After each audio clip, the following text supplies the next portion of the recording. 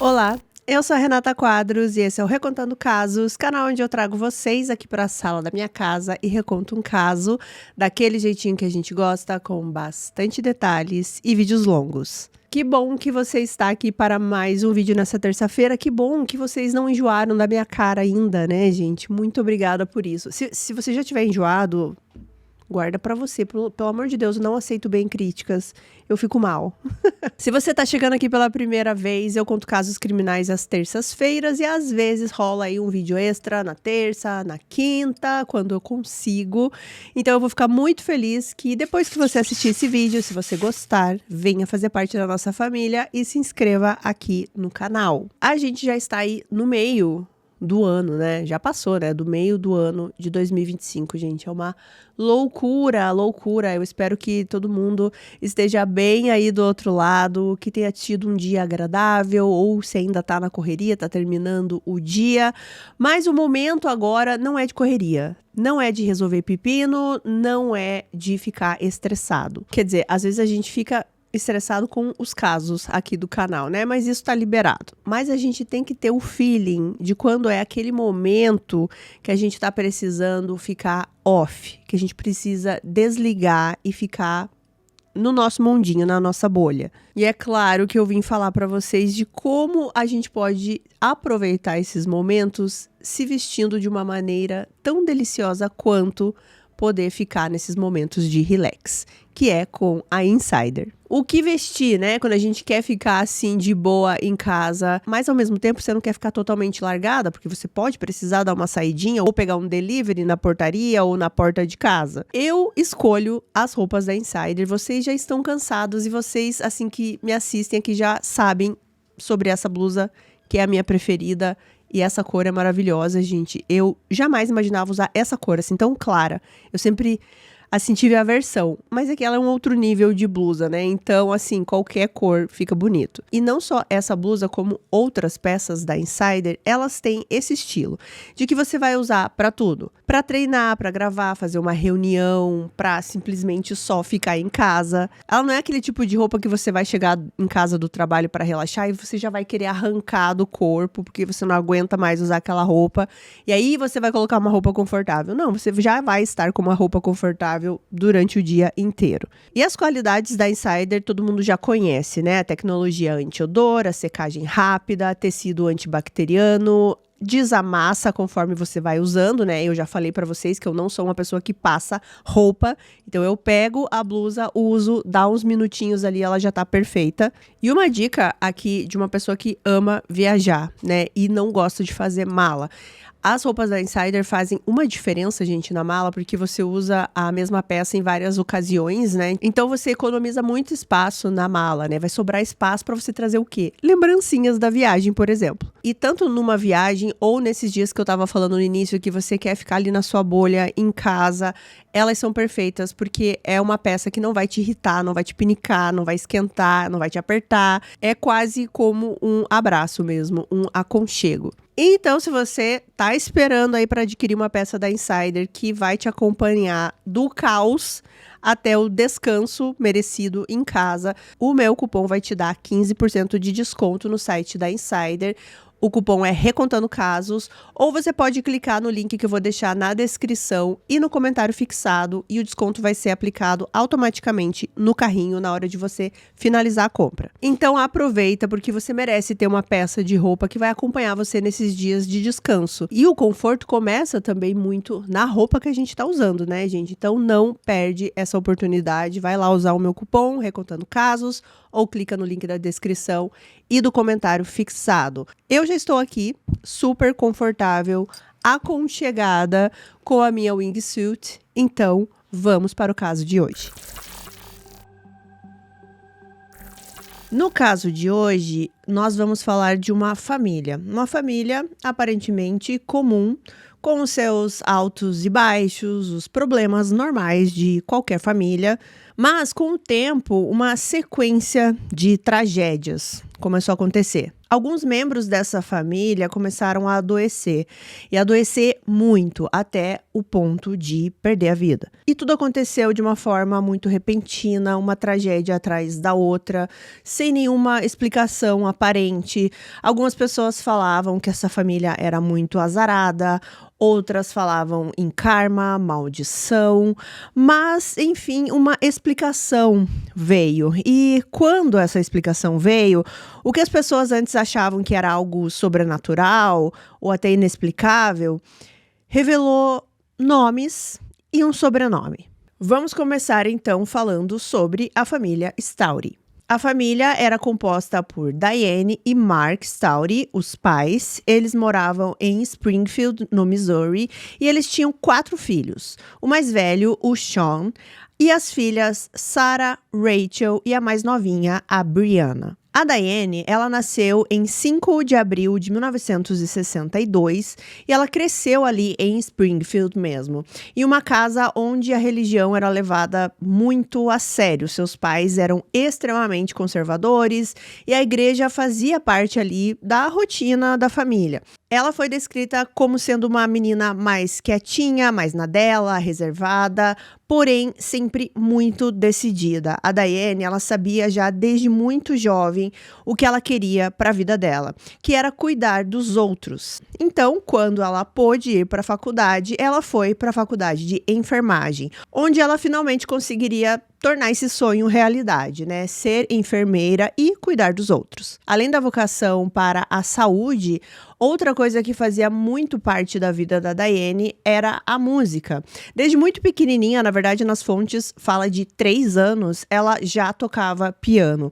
E a música se tornou uma constante durante toda a vida dela, até ela se tornar adulta. E foi quando ela tinha 22 anos, em 1984, que ela conheceu o Mark Stoury. O Mark era 11 anos mais velho que a Diane, ele nasceu em abril de 1951 e os dois se cruzaram em um festival de bluegrass. E logo eles perceberam que tinha algo muito forte em comum, a música. Os dois eram músicos talentosos, né? A Diane, ela tocava piano, como eu já falei, e o Mark tocava violão, tocava gaita e ele também cantava. A Diane também cantava, esqueci de mencionar. E quando ela conheceu o Mark, ele já tinha a sua banda, ele era vocalista dessa banda, vocalista principal. E eles se deram muito bem, eles tinham algumas coisas em comum, inclusive de serem pessoas reservadas. O Mark, apesar de ele ser ali, né, o vocalista de uma banda, ele não tinha, assim, essa personalidade de ser expansivo com todo mundo. E isso se deve muito à infância do Mark, que foi um pouco complicada. A infância dele foi marcada por mudanças constantes. O seu pai, ele era militar e isso fazia com que a família vivesse em várias cidades dos Estados Unidos. A gente já comentou isso, né, em alguns casos, que é bastante difícil para uma criança, para um jovem não ter um lugar ali para ele chamar de casa, sabe? Uma cidade, um bairro que ele conviva com as outras pessoas. E no caso do Mark, inclusive, ele foi morar em alguns períodos até fora do país, né? Fora dos Estados Unidos. Então, cada vez que o Mark ele começava a se adaptar a um lugar, fazer os amigos, criar raízes, a família precisava se mudar novamente. Então, durante essa infância instável, até a falta ali, né, de amigos, dessa convivência, foi a música que se tornou o porto seguro para o Mark. Ele aprendeu sozinho, inclusive, a tocar violão, ele desenvolveu ali a sua potência vocal, começou a cantar cada vez melhor. E ele passou a ter esse sonho de um dia viver da sua arte, né? Viver de música. Muitas pessoas que realmente amam a música, gostam de tocar um instrumento, sonham com isso, né? Apesar do talento que o Mark tinha realmente, ele nunca conseguiu um sucesso com a sua banda, ele nunca conseguiu realmente viver disso, mas ele não desistia, era algo que ele fazia com muito prazer, ele amava muito, então ele continuava com as suas apresentações ali na cidade de Branson, no Missouri. E foi nesse ambiente aqui, quando ele estava ali se apresentando, nos barzinhos, tentando conseguir algum dinheiro, que ele conheceu a Diane. E logo que eles se conheceram, como eu já citei aqui, eles se deram muito bem, eles tinham várias coisas em comum, a conexão foi muito rápida, muito profunda, e o Mark, ele falava já desde o início que ele queria passar o resto da vida com a Diane. Era o amor da vida dele. Eles tinham essa diferença de idade, né, de 11 anos, a Diane tinha 22, ele estava ali entre os 33 e 34, mas eles se entendiam, né, as coisas funcionaram, tanto que eles se casaram no mesmo ano que eles se conheceram e logo em seguida a Diane engravidou. No dia 2 de julho de 1986, então, o primeiro filho do casal nasceu e eles deram o nome de Sean. Quando o Sean nasceu, a Diane, ela já trabalhava como enfermeira em um hospital. Então, ela tinha, né, já um trabalho ali na área dela. E o Mark, ele continuava fazendo os shows dele, né, em vários lugares diferentes e conseguia um dinheiro com isso. Ele não tinha um emprego fixo, mas nesse início aqui, né, para a família estava tudo ok. Eles estavam conseguindo se manter e dar ali tudo que o Sean precisava. E aí, depois disso, a família só cresceu. Em 1988, ou seja, 2 anos depois aí do Sean, eles deram as boas-vindas à primeira filha do casal, a Sarah.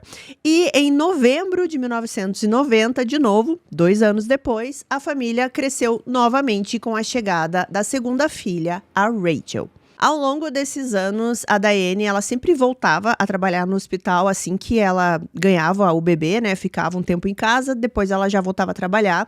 E ela continuava sendo ali a maior provedora da casa, né? A maior parte do dinheiro que entrava ali na família era da Diane. E porque o Mark trabalhava mais à noite, né? Quando ele ia tocar nos bares era sempre à noite, ele assumiu o papel de cuidar da casa, né? A rotina ali doméstica e também cuidar das crianças. Em algum momento aqui o Mark, ele conseguiu um trabalho de meio período em um bar. Então ele trabalhava nos dias de semana nesse bar à noite e nos finais de semana ele tinha esses shows aí em outros bares diversos. Para o Mark, a música era muito importante, era quase como se ele não conseguisse viver sem tocar, né, sem estar nesse ambiente. Então, em algumas vezes, ele até tocava em alguns bares sem cachê, assim, pelo simples prazer de tocar. Então, tinha esse lado aqui, né, mas a música realmente era muito importante pro Mark, ele precisava sempre estar cantando, tocando alguma coisa, e assim era a vida da família. Com o tempo, a família Stoury se mudou para Springfield, como eu citei no início do vídeo. E essa cidade é a cidade natal da Diane, né? Os pais da Diane ainda moravam lá, o que aproximou, né, o casal também de um suporte familiar. A Diane, ela conseguiu um novo emprego em um novo hospital local e, inclusive, o salário nesse novo hospital era melhor, né, do que o anterior. O que foi bom porque já sabemos aqui nesse ponto que ela era a maior provedora ali da casa, né? Então, esse aumento salarial ajudou bastante. A família se estabeleceu em uma casa modesta ali em Springfield, uma casa com 3 quartos, pelo que dá a entender nas descrições, não era uma casa muito grande, e eles ficaram nessa casa durante muitos e muitos anos. As crianças realmente cresceram nessa casa. E conforme, né, os anos vão se passando, as crianças vão crescendo, virando adolescentes, querem um pouco mais de espaço, então os conflitos começaram a acontecer, né? Muitas pessoas convivendo ali numa casa pequena.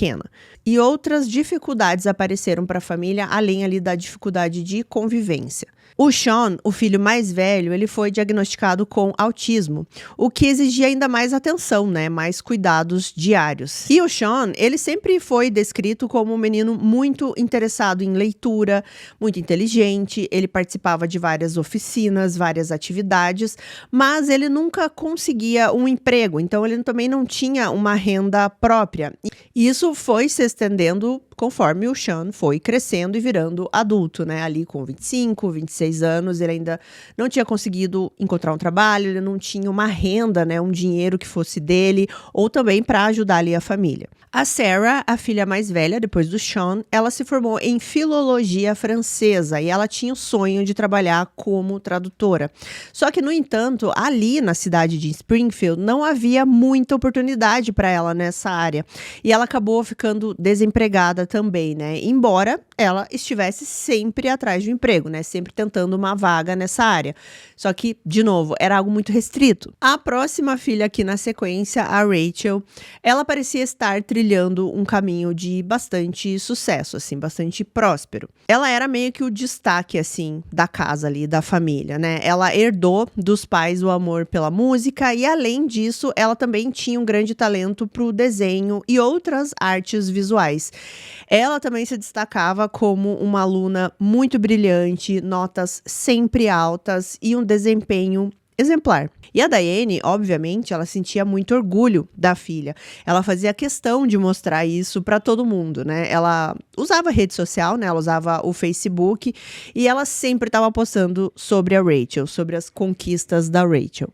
Só que as coisas não param por aí, né? Porque eu falei lá no começo que eram quantos filhos? 4, né? E por enquanto eu só falei de 3, né? Por quê? Porque em 2001, a Diane, ela já estava ali com 40 anos e o casal teve mais uma filha, a Brianna.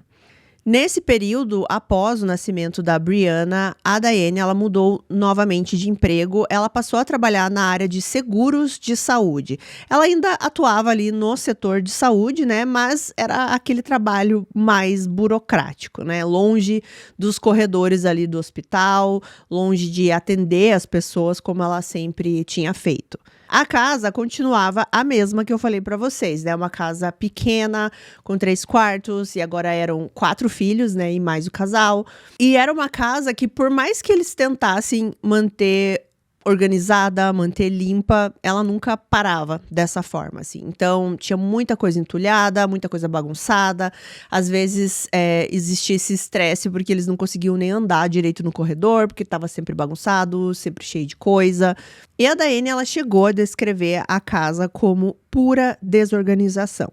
E com o passar dos anos, a pressão só aumentava ali na família, né? A Diane, ela continuava praticamente sustentando a casa inteira sozinha.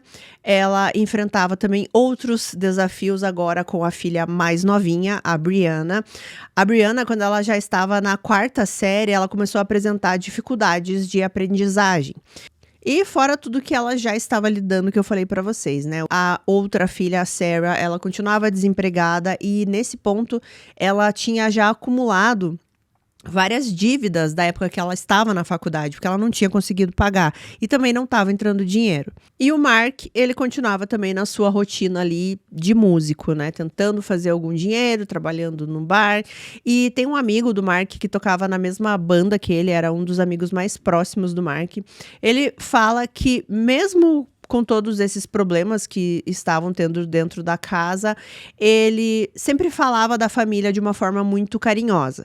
A visão que esse amigo tinha do Mark era de um homem extremamente dedicado. Segundo ele, o Mark sempre estava feliz com as crianças, feliz com a esposa, e ele amava a família, falava sempre da família. Já a visão que ele tinha da Diane era um pouco diferente. Ele falou que ela nunca era muito, assim, simpática, muito sociável com ele. Quando ele ia até a casa da família, ele mal entrava, né? Ele ia na frente da casa, assim. E muitas vezes que ele chegava pra falar com o Mark, a Diane entrava, fechava a porta da garagem pra não falar com ele, assim. Parecia que ela só tolerava, sabe, esse amigo do Mark. Mas mesmo assim, o Mark, ele falava pra esse amigo relevar, porque a Diane lidava com muita coisa, ela sempre estava tentando ajudar todo mundo ao mesmo tempo, dar conta, né, de tudo ao mesmo tempo. Então ele sempre defendia a esposa. E talvez o único momento ali que a Diane ficava um pouco mais feliz, assim, menos estressada, era quando ela falava da filha da Rachel. A Rachel era meio que a menininha, assim, dos olhos da mãe, né? A Diane, ela via na filha uma versão em miniatura de si mesma, né? Uma versão mais jovem. E também uma versão mais aprimorada dela, assim, uma versão que ela acreditava que a filha poderia ser o que ela não foi, sabe? Aos olhos da Diane, a Rachel era meio que a filha perfeita, ela não cometia erros. E esse favoritismo era meio que assim, visto por todo mundo, sabe? Porque, como eu falei, ela sempre falava muito da Rachel, sempre postava muito, né, sobre a filha no Facebook. Então, não era algo assim velado. E a Rachel, ela realmente era essa jovem dedicada, super inteligente, muito talentosa. E assim como a mãe, ela também era bastante envolvida na igreja. Ela tocava diversos instrumentos na banda da congregação. Ela cantava músicas de temática religiosa e realmente ela seguia meio que os passos da mãe, né? Como eu falei, uma versão aprimorada da mãe. Esse é o cenário, tá? Dessa família, assim. Uma família com as suas dificuldades, com seus desentendimentos, né, entre eles, mas que de fora, pelo menos, parecia que todo mundo queria fazer dar certo, né? Todo mundo, no final das contas, estava unido ali, né, da melhor forma que eles conseguiam ser. E então a gente chega em abril de 2012. Finalmente, o Mark parecia estar prosperando um pouco mais na sua profissão ali como músico. Depois de muito insistir, né, na noite aí, tocar bastante, o Mark, ele conseguiu apresentações fixas em uma casa de shows. E era uma casa de shows onde iam bastante turistas.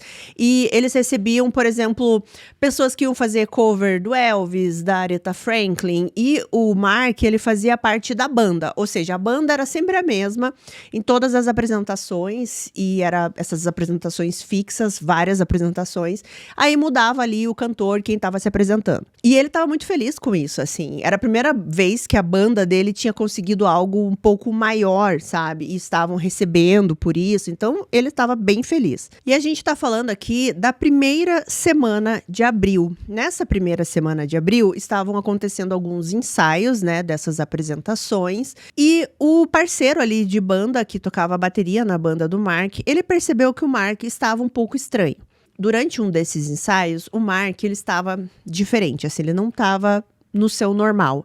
Ele não andava direito, ele ficava cambaleando no palco, ele arrastava muitas palavras, ele não estava conseguindo cantar direito, assim, parecia que ele não conseguia pronunciar as palavras direito, sabe? Assim, parecia até que estava bêbado. Várias músicas que ele cantou a vida inteira dele, de repente ele começou a esquecer as letras, assim, ele não parecia se lembrar o que ele tinha que cantar. Alguns gestos descoordenados, a postura dele no palco mudou também. Parecia que não era o mesmo Mark de sempre. A princípio, os colegas do Mark acharam que ele estava bêbado. Não era algo muito raro disso acontecer, né? O Mark bebia bastante. Só que aí, no outro ensaio, tudo se repetiu. E no outro ensaio, de novo. E isso não mudava. E aí, na verdade, além de não mudar, as coisas só pioraram, porque ele começou a aparentar estar diferente. A pele dele parecia amarelada. Ele parecia fraco, com cada vez mais dificuldade de fazer as coisas, de falar. Ao mesmo tempo, tinha horas que ele ficava bastante irritado, ele respondia aos colegas de banda e não era um comportamento do Mark. O Mark sempre foi mais sossegado. Às vezes ele criava alguma coisa na cabeça dele, começava a brigar, então parecia que ele estava meio paranoico, vendo, escutando coisas que não existiam.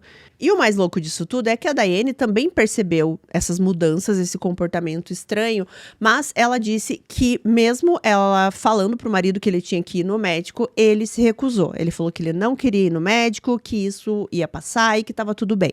E foi uma situação bastante preocupante, principalmente para o Sean, para o filho mais velho. E ele começou a falar sobre isso no Facebook dele. Ele começou a postar, fazer várias, né, publicações lá, demonstrando estar muito preocupado com o pai. E eu vou ler aqui algumas dessas publicações. Então, no primeiro dia de abril, ali de 2012, ele escreveu o seguinte, abre aspas, meu pai está sofrendo de uma doença mental incurável e provavelmente vai morrer. Fecha aspas. No dia seguinte, no dia 2 de abril, o Sean escreveu, abre aspas, meu pai está lentamente começando a ter problemas para dirigir e realizar qualquer coisa. Quando ele dirigia, eu tive que ajudá-lo a manter o carro reto. Fecha aspas. Alguns dias depois, no dia 5 de abril, ele escreveu o seguinte, abre aspas, meu pai está tão louco que não quero mais ser amigo dele. Fecha aspas. No dia 6, as coisas começam a ficar mais sombrias. Abre aspas, meu pai mudou de pânico, agressivo e egoísta para deprimido e vida. Ele disse que preferia se matar a continuar nos atormentando. Não sei se vou vê-lo vivo. Ele não se importa mais consigo mesmo. Se ele morrer, quero ver, para ter certeza. Fecha aspas. No dia 7 de abril, ele escreveu o seguinte, abre aspas, meu pai está ficando cada vez mais doente. Sua fala está arrastada. Ele anda cambaleando, parece exausto o tempo todo. Está dormindo por horas e pode desabar a qualquer momento. Fecha aspas. E finalmente, na manhã do dia 8 de abril, que era o domingo de Páscoa, ele escreveu o seguinte. Abre aspas, meu pai está tão cansado que passa metade do dia na cama. Suas habilidades motoras se deterioraram. Ele não consegue mais cortar a grama direito, nem dirigir um carro com segurança. Se continuar ao volante, pode colocar em risco animais, pessoas e ele mesmo. Fecha aspas. O Sean estava muito preocupado, ele sempre se demonstrou bastante sensível, né, ao perceber essas coisas, então ele colocava para fora ali na rede social. Só que o mais louco é que parecia que ninguém estava fazendo nada para mudar essa situação. Bom, essa última postagem que eu li para vocês foi no domingo de Páscoa, no dia 8, e de manhã a família foi até a igreja. Eles faziam isso todo domingo, né? Então, nesse domingo não seria diferente. Porém, o pai, o Mark, ele ficou em casa para descansar, porque ele realmente estava muito ruim. Só que, ao voltar da igreja, a Diane, ela foi imediatamente checar o marido, né? Ver como ele estava, se ele tinha melhorado. Quando ela chegou perto do Mark, ela percebeu que ele não estava respondendo, né? Ela chamava, ele não respondia. Ela chegou mais perto, começou a mexer no marido e ele não acordava. Ela chegou a puxar as cobertas, começou a sacudir o Mark e ele não acordava. E foi quando ela mesma disse posteriormente que ela sabia que ele estava morto. O Mark, ele tinha 61 anos de idade quando isso aconteceu. E é claro que para todo mundo que o conhecia, foi um choque a notícia da sua morte. Uma equipe de emergência foi chamada até a casa, mas quando os socorristas chegaram, já não havia mais nada a ser feito, né? O Mark realmente estava sem vida. A Diane, ela falou, né, para o pessoal ali da emergência que o marido se recusava a pedir ajuda, ele se recusou a ir até o hospital. E ela mencionou que o Mark, ele tinha várias condições crônicas. Ele tinha diabetes, ele tinha hipertensão, ele não se alimentava bem, né? E ele tinha o hábito de fumar e beber também. Os socorristas, eles perceberam algo estranho ali no Mark, que era sangue ao redor da boca dele, assim. Todo ao redor da boca tinha um pouquinho de sangue. Mas os paramédicos ali, depois também os legistas, eles não consideraram aquilo um sinal alarmante, preocupante. A causa oficial da morte do Mark foi registrada como ataque cardíaco. Nenhuma autópsia foi solicitada, nenhum exame adicional foi feito. A despedida aconteceu na Igreja Luterana Redentora, onde a Diane organizou ali um serviço simples, mas foi bastante emocionante, bastante tocante. Os membros da banda ali do Mark, eles tocaram uma das músicas favoritas dele, que se chama The Darkest Hour. E realmente foi um momento, assim, de bastante dor. O Mark, ele era muito querido por muitas pessoas. E depois disso, o corpo do Mark foi cremado e as suas cinzas foram jogadas em um lago ali local. Nos próximos dias, aqui a Diane, ela fez uma postagem no seu Facebook, onde ela dizia o seguinte, abre aspas, para todos os meus amigos no Facebook. Na noite do último domingo, meu marido, de 27 anos, foi para o seu lar eterno. Fecha aspas. Bom, vocês devem imaginar que a morte do Mark causou uma dor profunda ali na família, né? Uma pessoa que de repente está ali e de repente não está mais, né? Ela fica doente, fica estranha, começa a piorar muito e ela vai embora assim, do nada, né, da noite pro dia. E isso mexeu profundamente, óbvio, com os filhos, principalmente o Sean, que era o mais velho, e a Brianna, que era a mais novinha. E o Sean, principalmente, ele ficou, assim, muito, muito abalado. Ele ficou cada vez mais fechado no mundo dele, assim, ele mergulhou numa tristeza muito, muito profunda, porque, como eu falei aqui pra vocês, ele estava muito preocupado com o pai, ele não sabia muito o que fazer, ele viu essa piora do pai, né, e agora ele não tinha mais o pai ali do lado dele. Como ficou esse clima, né, na casa, assim, essa ausência do Mark ali foi muito sentida, a Diane, ela resolveu se mudar. Ela preferiu ir para uma outra casa, recomeçar. O Mark, ele tinha uma pólice de seguro. Não era um valor muito exorbitante, era cerca de $20.000 na época, mas foi o suficiente para que a Diane conseguisse trocar de casa, mudar para uma casa um pouco maior, um pouco melhor agora com os filhos. Era, segundo a Diane, o início de um novo capítulo na vida da família. A nova casa ali oferecia mais espaço, mais conforto e mais distância, né, do que tinha acontecido na casa anterior.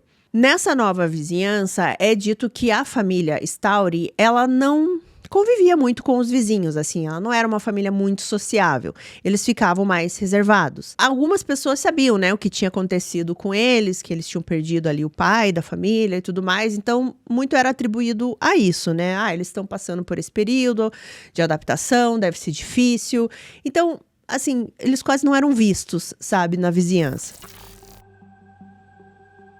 Só que o que era para ser um capítulo feliz aqui na vida da família, né, de recomeço, na verdade parecia que eles estavam em um ciclo e que o próximo capítulo ia ser tão triste quanto o passado. Porque cerca de 5 meses depois que eles já estavam morando nessa casa, ou seja, 5 meses depois que o Mark tinha falecido, o Sean, o filho mais velho, começou a apresentar os mesmos sintomas do pai. Inicialmente, pareciam sintomas de uma gripe, né? Febre, dor no corpo, náuseas, falta de apetite. Mas esses dias se transformaram em semanas e a situação só piorava. Ele nunca melhorava desses sintomas. E aí ele começou a ter cólicas muito fortes, diarreia frequentemente, dores de cabeça, assim, daquelas que você fica sem nem conseguir abrir o olho. E ele começou a ter convulsão. O Sean, ele já tinha tido convulsões anteriormente, mas estava controlado, eles tinham conseguido controlar com medicamentos e agora parecia que tinha retornado. Por cerca de 3 semanas, o Sean, ele estava nesse estado aqui, né, de sofrimento constante. Ele não conseguia se locomover com facilidade e a Diane, ela tentava ali socorrer o filho com o conhecimento que ela tinha como enfermeira. Ela tentava ajudar o filho ali como ela podia, mas o filho parecia não melhorar. E a história se repetiu, porque também era um domingo, só que agora era 2 de setembro do mesmo ano, de 2012. A família vai até a igreja, né, no domingo de manhã, como eles sempre faziam. E o Sean, como estava muito mal, ele fica na casa. Quando a Diane volta para casa, ela encontra o Sean caído no chão do quarto dele. Parecia que ele tinha desmaiado ali. Parecia que ele tinha levantado da cama, foi tentar fazer alguma coisa, desmaiou e caiu no chão. Só que quando a Diane foi checar, ele não tinha apenas caído no chão ou apenas desmaiado. Ele também estava sem vida. Da mesma forma que ela encontrou o marido, agora ela estava encontrando o filho mais velho. Outra semelhança com a morte do Mark era mancha de sangue ao redor da boca. O Sean apresentava isso exatamente igualzinho ao pai. A Diane também ligou ali para a emergência, eles chegaram na casa para ver se eles conseguiam fazer alguma coisa, mas infelizmente já era tarde. E o Sean, ele tinha 26 anos quando ele morreu. Mais uma vez, a causa aparente era devido à condição médica do Sean. A Diane, ela relatou que o Sean havia passado mal nas últimas semanas e que ele tinha, né, esse histórico já de convulsão e que provavelmente naquele dia ele tinha sofrido um outro episódio, né? Ele tinha convulsionado e acabou morrendo. Só que dessa vez eles resolveram fazer uma autópsia no Sean, porque eles acharam um pouco estranho isso, né? Morreu o Mark. Alguns meses depois, o filho, muito parecido, mesmos sintomas, mesma mancha, né, na boca. Mas os exames foram feitos e nenhum indício ali óbvio de crime foi encontrado. A autópsia não revelou nenhuma toxina evidente, nenhum sinal de outra causa, né, de morte ali. Então a explicação oficial apontou para complicações relacionadas ao histórico de convulsões. E o caso foi encerrado, sem nenhuma investigação a mais. Inclusive, tem uma vizinha da família que ela deu uma declaração em um dos documentários que eu assisti sobre esse caso. E ela fala que quando a família se mudou, ela meio que já sabia o que tinha acontecido com a família, né? Que eles tinham perdido o pai ali. E aí, meses depois, ela saiu ali, né? Na casa dela. E ela viu a van do legista na frente da casa. Ela ficou muito preocupada, então ela vai até a casa ali e fala com a Diane. Ela pergunta o que aconteceu, né? Eu vi a van do legista aqui, estacionada, você tá bem? E ela disse que a Diane só olhou pra ela e falou assim: ah, sim, o meu filho morreu. A vizinha se lembra muito bem que não houve emoção, não havia uma lágrima. Foi, assim, um comentário seco, sabe? Como se ela estivesse falando qualquer coisa do tipo, ah, é o encanador que veio arrumar minha pia, por exemplo. Essa vizinha, ela ficou meio sem reação, porque, obviamente, eu acho que ninguém espera que essa vai ser a reação de uma mãe que acabou de perder um filho. Mas tem sempre aquela coisa, né, gente? Cada pessoa lida com o luto de uma forma. Ela tinha acabado de passar por algo bastante traumático e agora o filho poderia estar em choque. Então, ela resolveu, assim, não julgar a Diane nesse momento, apesar dela ter ficado um pouco assustada. Só que algo também chamou bastante atenção depois que o Sean faleceu, é que, ao contrário do Mark, não teve velório, não teve nenhuma missa, nenhum memorial, nada. O Sean, ele também foi cremado, assim como o Mark, e as cinzas também foram jogadas no mesmo lago que as cinzas do Mark foram jogadas. E, de novo, alguns dias depois, a Diane fez uma postagem no seu Facebook que dizia o seguinte, abre aspas: tem sido difícil encontrar as palavras certas, mas aqui vai. No domingo, meu filho mais velho morreu. Embora estivesse doente ultimamente, pensamos que ele estava melhorando. Obrigada a todos que ligaram ou mandaram mensagens. Por favor, continuem orando por nós. Fecha aspas. É dito que os vizinhos tentaram, de alguma forma, acolher a Diane, tentar oferecer algum tipo de ajuda para ela, mas eles sentiam que a família queria ficar isolada, assim, eles não queriam muito contato com as outras pessoas, né? O que era um pouco estranho. O que eles já eram, né, isolados antes, agora ficou pior. É dito que as meninas, né, elas nem eram vistas ali saindo ou entrando da casa. E ficava esse meio que esse mistério no ar, assim, né? O que acontece com essa família, assim? Uma tragédia atrás da outra. Mas as tragédias ainda não tinham acabado. Em junho de 2013, ou seja, um pouco mais de um ano aí da morte do Mark e 9 meses depois da morte do Sean, quem começa a passar mal é a filha agora mais velha, a Sarah. De novo, tudo começou com sintomas comuns, desconforto estomacal, febre, dores no corpo e aos poucos o quadro se agravou. Ela começou a ter vômitos constantes, diarreia intensa, cólicas, assim como o seu irmão, né, o Sean, dores de cabeça, fraqueza generalizada e, em questão de dias, a sua saúde se deteriorou a ponto de não conseguir mais se levantar da cama. Era assustadoramente parecido com o que aconteceu com o Sean e com o Mark. Só que, diferente das outras vezes, desta vez, a Diane levou a filha para o hospital, para a emergência. A Sarah, ela estava com 24 anos aqui, quando tudo isso aconteceu. E quando a Sarah chegou no hospital, a situação dela foi descrita como sendo, assim, o mais doente que o ser humano consegue ficar ainda vivo. Ou seja, se ela ficasse um pouquinho mais doente, ela ia falecer. Todos os seus órgãos estavam falhando. Os rins, fígado, pâncreas, o cérebro, ele já apresentava sinais de sangramento e ela precisou ser colocada em suporte de vida, né? Um sistema separado para manter cada órgão funcionando artificialmente. E os médicos estavam chocados porque a Sarah, ela não tinha nenhum histórico de doença, ela era uma pessoa saudável, ela não usava drogas, ela não tinha tido nenhum tipo de histórico de nada, nenhuma doença genética. E os sintomas eram confusos até para os médicos e só pioravam.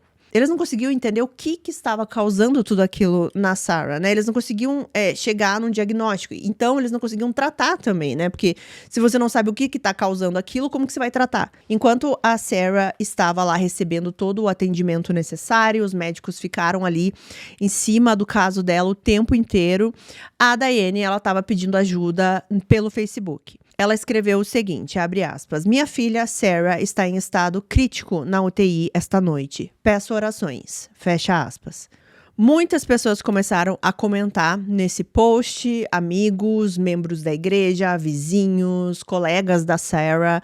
E foi nesse post que o cunhado da Diane, ou seja, o irmão do Mark, ele escreveu o seguinte, abre aspas, parece que essa família está cercada por má sorte. O que está acontecendo? Fecha aspas.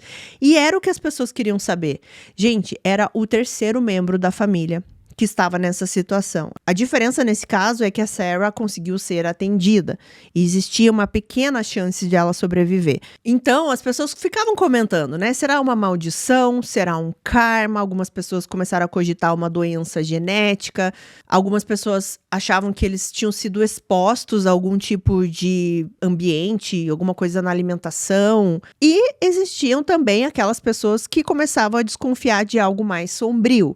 Afinal, foi o Mark, foi o Sean e agora a Sarah. Todos adoeceram de forma semelhante, todos sobre o mesmo teto e ninguém sabia o motivo. Era, no mínimo, estranho. Alguém deveria estar por trás disso tudo. E outras pessoas também estavam um pouco desconfiadas dessa situação. Enquanto a Sarah estava ali recebendo atendimento, ela estava na UTI nesse momento, né? A equipe médica começou a achar o comportamento da Diane um pouco estranho. E eu tenho certeza que vocês também, né? Porque vocês já são, inteligentíssimos. Apesar do estado crítico da filha, com múltiplas falências ali de órgãos, uma chance mínima de sobrevivência, a Diane, ela estava calma. Ela não demonstrava desespero. E os profissionais ali, né, que estavam atendendo, eles estavam acostumados com isso, né? Com o desespero dos familiares, né? Com o pedido o tempo inteiro de que salvem minha filha, salvem o meu ente querido. E não era isso que estava acontecendo. Pelo contrário, a Diane, ela era vista sorrindo, ela fazia piadas com a equipe e mais de uma vez ela comentou abertamente, gente, sobre planos que ela estava tendo de fazer uma viagem para a Flórida. E a viagem ia acontecer já assim, em breve, tipo nos próximos dias, próximas semanas. E o mais perturbador, porque ela chegou a comentar que essa viagem aconteceria mesmo se, por exemplo, a Sarah não sobrevivesse. Ou se ela tivesse que continuar no hospital recebendo tratamento, não ia importar, a viagem ia sair.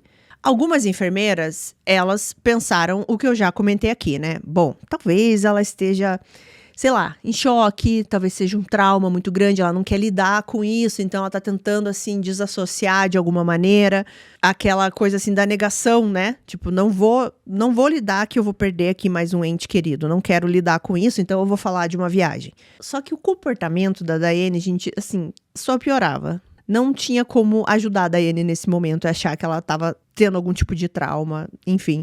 Porque ela começou a falar sobre essa viagem e ela começou a dizer que, se caso a Sarah não sobrevivesse, ela tinha uma pólice de seguro no nome da filha e que ela ganharia, né, depois que a filha falecesse, $15 mil. E que ela poderia usar esse valor também na viagem para a Flórida. Provavelmente gastar o dinheiro, sei lá, na Disney. Então, os olhares ali das pessoas, que antes era de compaixão, às vezes até tipo de pena, né? Começaram a mudar e começou a ser um olhar de desconfiança realmente. O hospital, eu não sei exatamente quem, né? A equipe médica ali, reportou essa desconfiança à polícia, para que a polícia começasse a olhar ali, né? De alguma forma. Só que ao mesmo tempo que tudo isso está acontecendo, a polícia recebeu uma dica de início aqui anônima sobre o que estava acontecendo aqui na família Stouty. Como eu falei de início, essa ligação foi anônima e a voz do outro lado da linha dizia que a Diane Stouty poderia estar envolvida não apenas na condição crítica da Sarah, que estava na UTI, mas também nas mortes anteriores do seu marido Mark e do seu filho mais velho, o Sean. Esse denunciante, ele alegava que as 3 vítimas apresentaram, né, esses sintomas parecidos e que não poderia ser só uma coincidência. E então a polícia começou a investigar e ao mesmo tempo existia também agora a desconfiança do hospital, né? O hospital também já tinha entrado em contato com a polícia ali de Springfield. O detetive designado para esse caso foi o detetive Neil McCamis e ele começou já de início a revisar os relatórios médicos dos 3 casos, né? Do Mark, do Sean e da Sarah. E é algo imediatamente ficou claro para o detetive, né? As semelhanças eram impressionantes, sintomas progressivos estranhos em pessoas que pareciam saudáveis, que não tinham tido nenhum tipo de doença ou de sintoma parecido antes. Isso acontecer da forma que foi, né? De uma forma tão repentina e óbvio, né? Na mesma família. O detetive, então, foi até o hospital falar com a equipe médica e um dos médicos disse que, embora eles tivessem feito já vários testes, eles não conseguiam identificar a origem do colapso ali da Sarah, né? Mas ele mencionou assim, que eles estavam cogitando a hipótese de envenenamento. Foi nesse momento também que o detetive começou a conversar, né, mais ali de perto com a equipe médica, que ele ficou sabendo do comportamento estranho da Diane, que ela não demonstrava uma preocupação de uma mãe que estava com a filha na UTI, que ela ria, falava da viagem, falava de planos futuros independente se a Sarah estivesse viva ou não.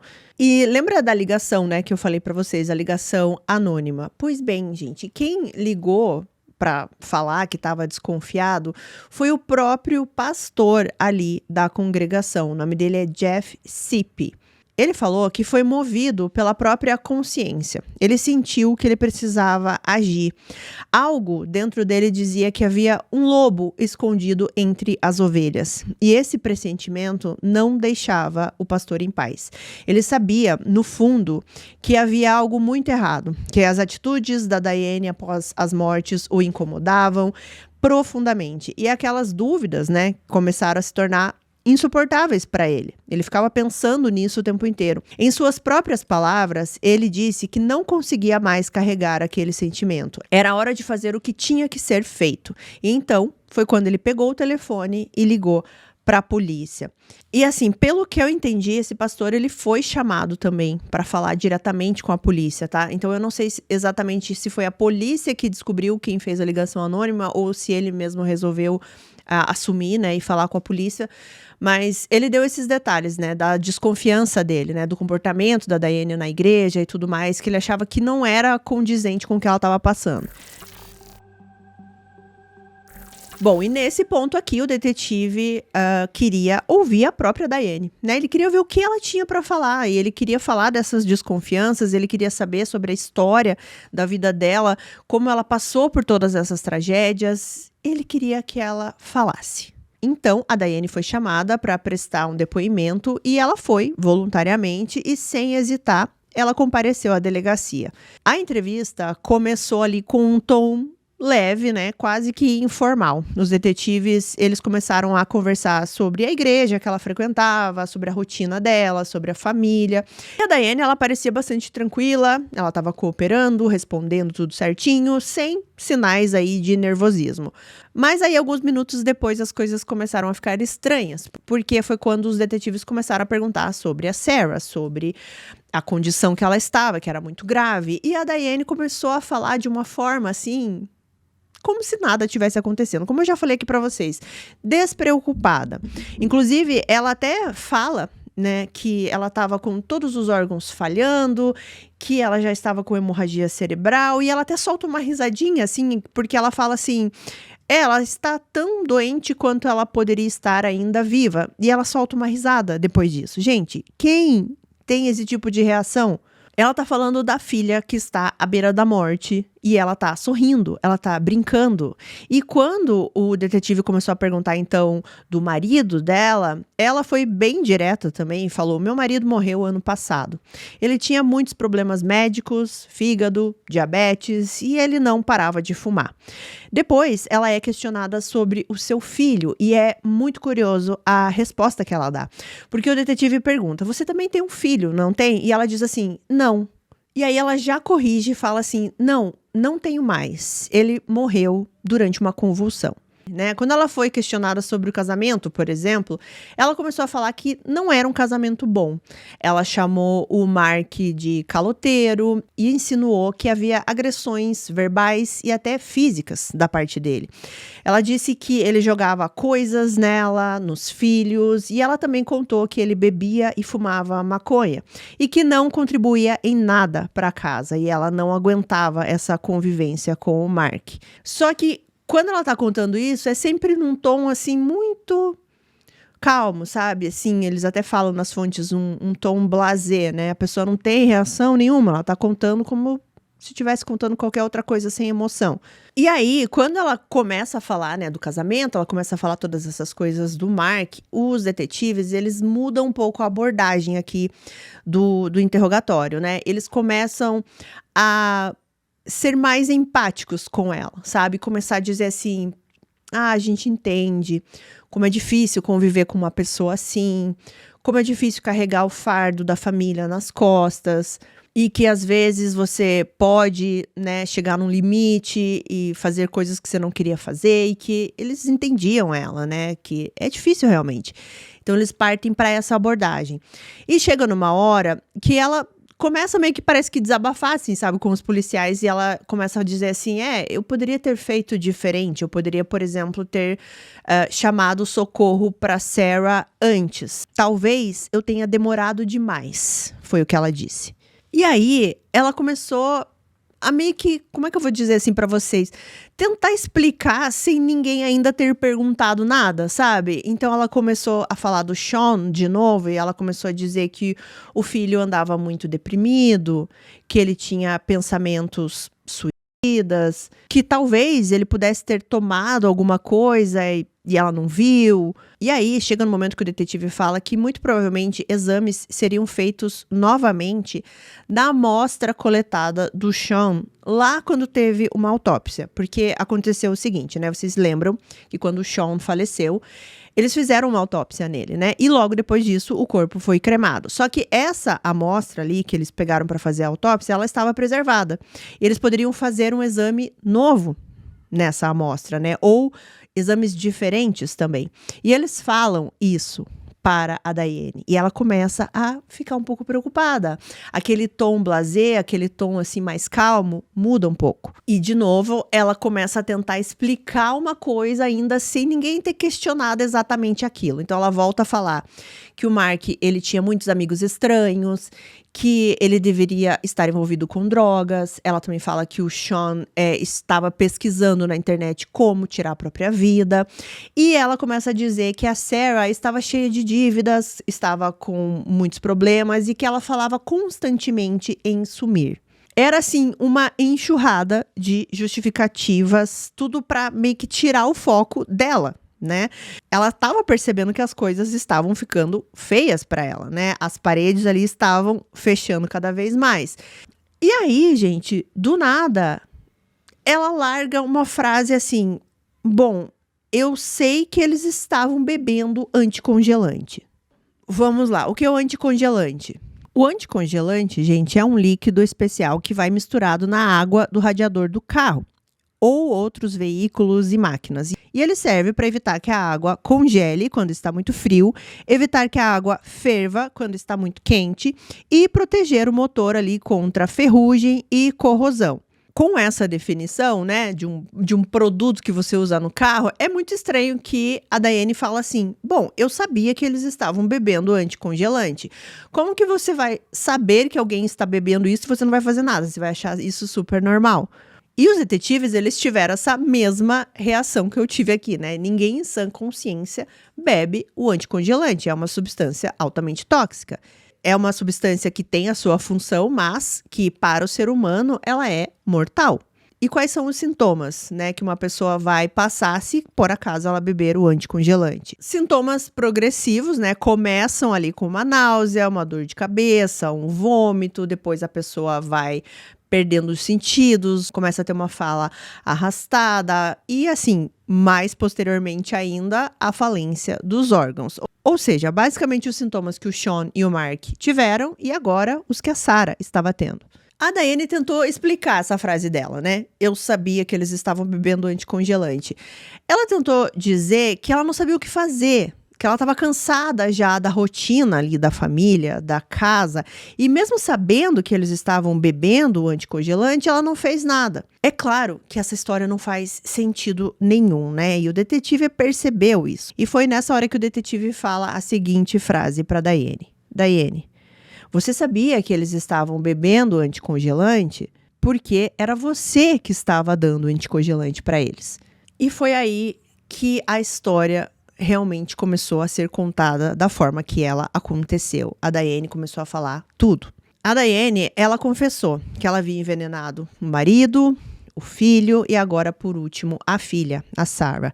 Ela deu detalhes, gente, sobre o anticongelante que ela usou. Porque assim, pelo que eu entendi, tá? Lá, pelo menos lá nos Estados Unidos, existia o anticongelante inicial que começou a ser vendido. Ele não tem cor, ele não tem cheiro e ele tem um gosto adocicado, né? A fórmula dele, a composição faz ele ter um gosto adocicado. Ou seja, muito perigoso, porque se alguém coloca um anticongelante na bebida de alguém, ela não vai perceber que está bebendo algo tão tóxico assim. Justamente por causa do gosto adocicado. E também por não ter cheiro e não ter uma cor. Incolor, né? Não tem cor nenhuma. E aí as empresas que fabricam o anticongelante, elas tiveram que mudar ali um pouco a composição. Eles tiveram que adicionar uma cor específica, colocar cheiro também, né? Algum cheiro mais forte e mudar o gosto do anticongelante. Não podia ser mais aquele gosto adocicado. Eles colocam algo que deixa o sabor amargo, justamente para evitar aí envenenamentos. Só que a nossa querida Daiane, ela pesquisou uma versão antiga ainda, talvez até clandestina, não sei, de anticongelante. Então ela começou a colocar esse anticongelante na bebida dos seus familiares. E aí os detetives perguntam, tá, mas por quê? Por que você fez isso? E aí começam as explicações da Daiane. Ela disse que o Mark, né, o seu marido, era um peso na casa. Ele não trabalhava, ele era abusivo, segundo ela, e, segundo ela ainda, a deixava louca. O Sean, segundo ela, era chato, não fazia nada e só reclamava, né? Ele também não trabalhava, ele não colocava dinheiro na casa. E a Sarah, segundo a Daiane, ela tinha dívidas demais, ela não conseguia emprego e ela só sobrecarregava a Daiane. Tudo isso que eu falei aqui, gente, foi falado pela própria Daiane. Inclusive, a entrevista dela vocês conseguem assistir no YouTube, tá? Legendado, como eu sempre falo pra vocês. E vocês ouvem ela falando isso. Que a Sarah só sobrecarregava, que ela tinha muitas dívidas, que ela não aguentava mais. Ela chama o Sean de praga, que era um fardo, que era um chato. Ela tá falando dos filhos dela dessa forma. Ela disse também que estava cansada de sustentar a todos ali na casa, que ninguém ajudava, que a casa era um caos, uma bagunça constante, que ela queria uma vida mais simples e que eles desaparecessem da sua vida. Que se isso acontecesse, tudo seria mais fácil. Ela falou também sobre a casa, né, que eu até mencionei no começo, que a casa era meio bagunçada e tudo mais, que ela disse que ela se sentia sufocada, aonde ela ia tinha coisa na casa, e ela queria sair dali, ela queria se sentir livre de novo. E mesmo ela contando tudo isso, a forma que ela conta, gente, continua assim, blasé, ela não tá chorando, ela não tá desesperada, ela não tá nervosa, não. Ela também não tá assim com um certo prazer contando tudo isso, é realmente zero emoção. Não tem nem emoção de felicidade, nem de tristeza, nem de raiva, nada, é zero. Ela chega a dizer algumas vezes que ela se arrependeu do que ela fez, ela disse que não sabia mais o que fazer, que ela não tinha mais o que fazer. E ela chegou a dizer que ela era uma péssima mãe. Bom, para a polícia, tudo aquilo era a confissão de um crime, na verdade de 3 crimes, né? E depois de meses aí, eles descobriram que não eram tragédias aleatórias que estavam acontecendo na casa, né? Era realmente a Daiane por trás disso tudo e a verdade começou a aparecer.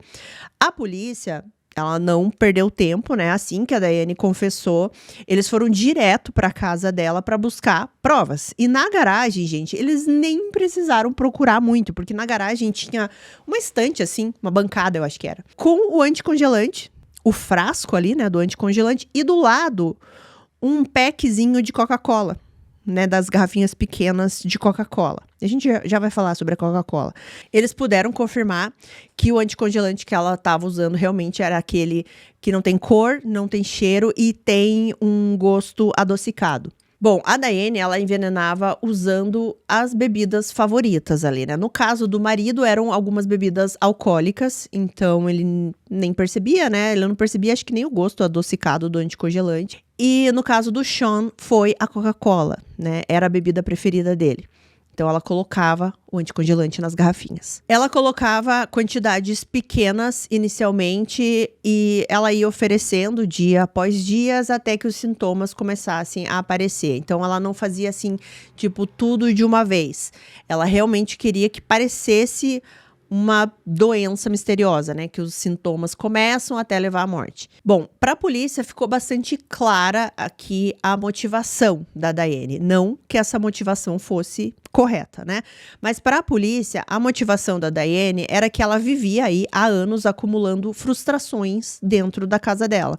Ela era a única provedora da família, ela trabalhava longas horas fora de casa e quando ela voltava, ela ainda tinha que ser responsável por algumas atividades ali domésticas.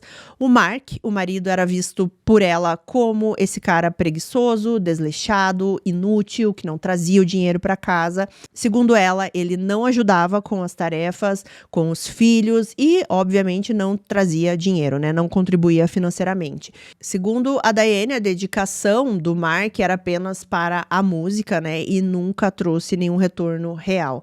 Essa insatisfação com o casamento também foi agravada pelos desafios de cuidar dos filhos ali, né?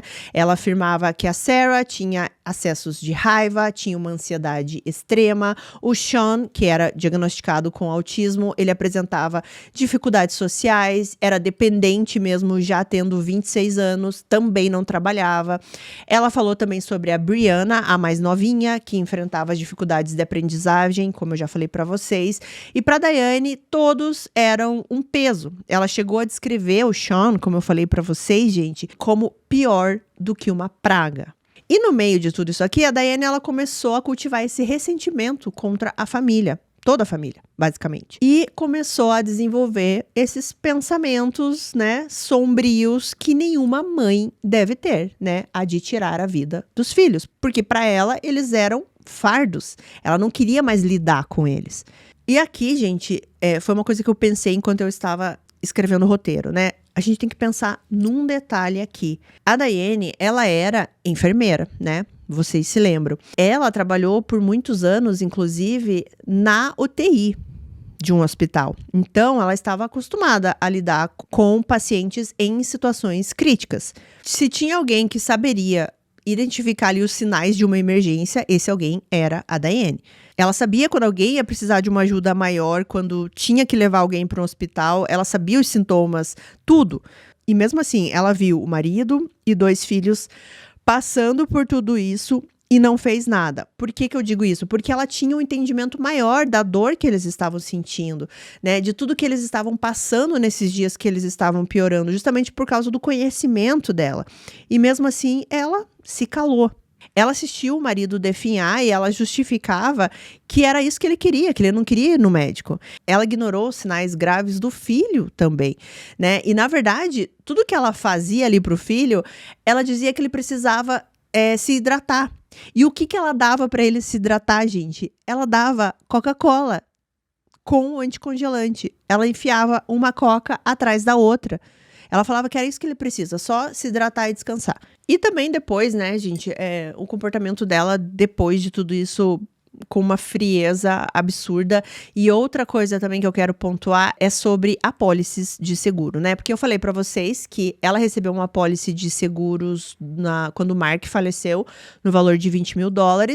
Ela recebeu também uma apólice de seguro do Sean, no valor de $15 mil, o mesmo valor que ela receberia se a Sarah não sobrevivesse, né? Então, assim, foram valores, não quero dizer pequenos, mas não é nada, assim, muito grande, como a gente vê em alguns casos, assim, que a pessoa tira a vida de uma outra pessoa para receber $500 mil, $100 mil, $200 mil. Não era o caso aqui. E, sinceramente, gente, tudo indica que o dinheiro aqui, nesse caso, não era realmente o principal. Ela não estava fazendo isso pensando nessas apólices de seguro. Não estava. O que a Daiane queria realmente era se livrar da própria família. O dinheiro, na verdade, veio ali como um bônus no final de tudo isso. Bom, mas vocês acham que acabou? Não acabou. Porque ainda tem uma revelação que a polícia está prestes a descobrir. Bom, quando a Diane foi presa, a polícia precisava falar com as outras duas filhas da Diane, né? A Rachel, que na época aqui estava com 22 anos, e a Brianna, que estava com 9 anos aqui na época.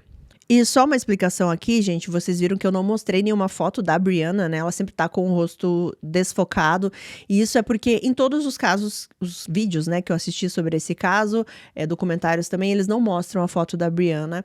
E vocês já vão entender por quê, né? Então é para preservar mesmo a identidade dela, a imagem dela, tá? Então é por isso que não tem fotos dela aqui. Bom, a Rachel, então, foi chamada pela polícia para ser informada de tudo que estava acontecendo, que a mãe era a culpada, né, por todas as tragédias ali na família. E a Rachel, ela ficou, obviamente, muito abalada com essa revelação.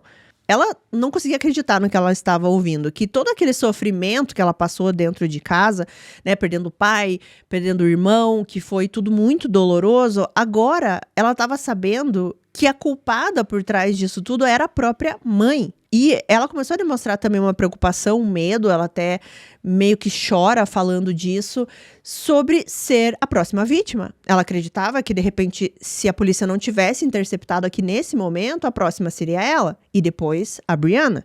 E enquanto a polícia tá aqui conversando com a Rachel, eles continuam fazendo toda a busca lá na casa da Diane, né? Procurando mais provas, enfim.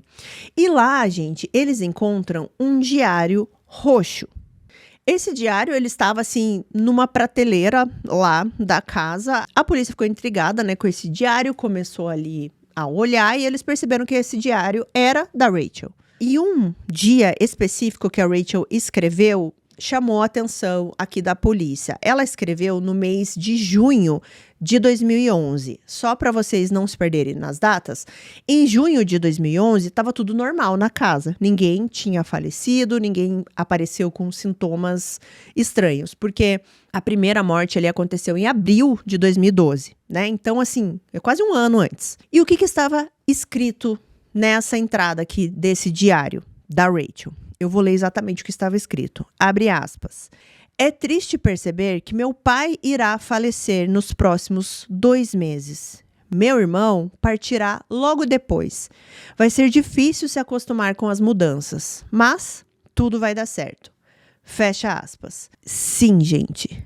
A Rachel, a filha preferida da Diane, sabia tudo que ia acontecer quase um ano antes.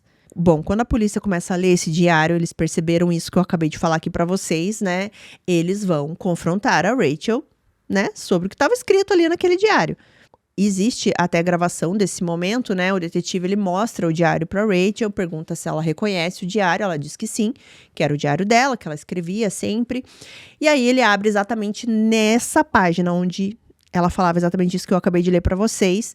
E aí ela explica o que era aquilo ali escrito. Na verdade, ela disse aos investigadores que ela tinha sonhos estranhos, alguns pesadelos, e ela havia transformado ali em palavras. Ela estava falando que ela tinha sonhado com essa situação, sabe? Que o pai ia morrer, que o irmão ia morrer. Só que os investigadores sabiam que isso era, assim, balela, né? E que muito provavelmente existia mais coisa aí por trás disso tudo. Quando eles achavam que já tinham descoberto tudo, né? Na verdade, tinha mais, né? Então, eles começam a pressionar um pouco mais a Rachel e começam a falar, né? Olha, a sua mãe já confessou. A sua mãe já falou que ela envenenou o Mark, depois o Sean e fez a mesma coisa com a Sarah. E à medida que a conversa avançava, a imagem da Rachel como essa jovem inocente e até apavorada, assustada nesse momento, começou a desmoronar. Ela começou a admitir aos poucos que sabia o que estava acontecendo. Ela confessou que muito antes da morte do pai, ela e a mãe, a Diane, já tinham conversado sobre se livrar dele. Que elas fizeram buscas em bibliotecas, computadores públicos, pesquisando métodos de tirar a vida de outra pessoa, de uma forma que não deixasse evidências e que também fosse uma forma simples de fazer, com coisas ali que elas teriam na própria casa. E a escolha do anticongelante veio principalmente por 2 motivos. Primeiro, o que eu já comentei aqui, né? Ele não teria gosto, porque elas compraram exatamente aquele que tinha um gosto mais adocicado, que seriam ali imperceptíveis nas bebidas que elas iriam colocar, né? Que normalmente eram as bebidas alcoólicas do Mark, então que o álcool tem já um sabor muito forte, né? E a bebida do Sean, que era a Coca-Cola, também muito forte. Eu não consegui exatamente saber como ela fez isso com a Sarah. Em algumas fontes falam também sobre a Coca-Cola, em outras mencionam chá também. Mas enfim, ela colocava na bebida de alguma forma, na bebida que eles bebiam ali diariamente, que era corriqueiro deles tomarem. Mas o outro motivo pelo qual elas escolheram o anticongelante foi que nas pesquisas que a Rachel fez na biblioteca, na internet, é que ele não seria de fácil detecção. Para você detectar a substância ali do anticongelante num corpo de uma pessoa, você tem que estar buscando especificamente por aquela substância. E normalmente quando alguém vai fazer esses testes mais genéricos, assim, eles não fazem esse tipo de teste, procurando especificamente o anticongelante. Então seria uma forma de elas camuflarem isso. E outra coisa também, que ele é um envenenamento, digamos assim, a longo prazo. Você não consegue dar uma dose muito forte, assim, tem que ser aos pouquinhos, e a pessoa vai definhando também, assim, aos poucos. E era isso que elas queriam. Elas queriam que parecesse algo, assim, como eu já falei, uma doença inexplicável, algo assim que eles não conseguiriam detectar que era o anticongelante. Então, a escolha dessa substância foi muito pensada pelas duas, não só pela Diane. A Rachel estava em todo esse planejamento também. Inicialmente, o plano das duas aqui era tirar a vida apenas do Mark. E elas perceberam que até foi uma morte mais rápida do que elas estavam esperando. Foi questão de uma semana, realmente. Elas começaram a dar a substância ali na bebida e uma semana depois ele já estava sem vida. Já o Sean e a Sarah, eles estavam há mais tempo doentes, assim, o Sean, se eu não me engano, semanas, inclusive. E a Diane, ela ainda levou essa sorte no Mark, porque ele realmente tinha uma saúde mais debilitada, ele também bebia muito, né? Então, por isso que quando aconteceu, ninguém desconfiou muito disso, né? Ninguém achou, assim, que fosse algo realmente criminoso. Todo mundo colocou na conta aí da vida desregrada do Mark. E outra coisa que eu queria mencionar, gente, é que a alegação da Diane de que o Mark era violento com ela, com as crianças, não tem como a gente saber se era realmente verdade ou não, porque todas essas alegações saíram da boca da Rachel e da Diane. Tá? E a gente já tá percebendo aqui que não dá pra confiar muito, né? Então eu não sei se exatamente isso aconteceu, a não ser a parte realmente que ele não contribuía com o dinheiro na casa. Isso, fato, assim, né? Porque ele não conseguia emprego, ele só tocava na noite, muitas vezes tocava sem receber cachê, e o que ele conseguia de dinheiro ainda era muito pouco ali pra casa. Mas a partir da violência, não sei se realmente acontecia. Só que assim, né, gente? Sabe o que a gente faz numa situação que você está casado com uma pessoa que não está contribuindo para casa, que não te ajuda na casa, não faz as tarefas ali de casa, que não traz dinheiro, que não quer prosperar, que você não tá mais batendo com essa pessoa ali nos objetivos, né? Que você quer algo maior para você. Sabe o que você faz numa situação dessa? Você divorcia. Eu não sei, talvez a Diane não soubesse disso, né, gente? A gente tem que também, não vamos julgar, coitada, né? Talvez ela não soubesse que dava pra divorciar.